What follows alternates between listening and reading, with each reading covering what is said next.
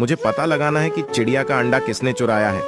जल्दी बताओ, क्या तुमने चिड़िया का अंडा चुराया है? अंकल, मैंने नहीं चुराया है। आप चाहे तो देख सकते हैं। ठीक है, मैं अभी देखता हूँ। अरे, इसमें तो बहुत सारी चॉकलेट है। तुम सही कह रहे थे, इसमें चिड़िया का बच्चा नहीं है। अब तुम्हारी बारी। क्या तुमने चिड़िया का अंडा चुराया है? अरे अंकल, मैंने भी चिड़िया का अंडा नहीं चुराया है। आप चाहे तो देख सकते हैं। ठीक है, मैं अभी देखता हूँ। अरे, इसमें तो खिलौना है। तुम सही कह रहे थे, इसमें चिड़िया का बच्चा नहीं है। अब तुम्हारी बारी। लेकिन उसे देखने से पहले आप लोग बताओ, आपको पैसा चाहिए या मम्मी का प्यार? मम्मी को प्यार करने वाले वीडियो को लाइक करके चैनल को सब्सक्राइब कर लें और कमेंट में आई लव मम्मी लिख दें। जल्दी बताओ, क्या तुमने चिड़िया का अंडा चुराया है? नहीं तो मैं तुम्हें जेल में डाल दूंगा। अरे अंकल, हाँ, मैंने ही चिड़िया का अंडा चुरा लिया था। वह मुझे रास्ते में मिल गया था।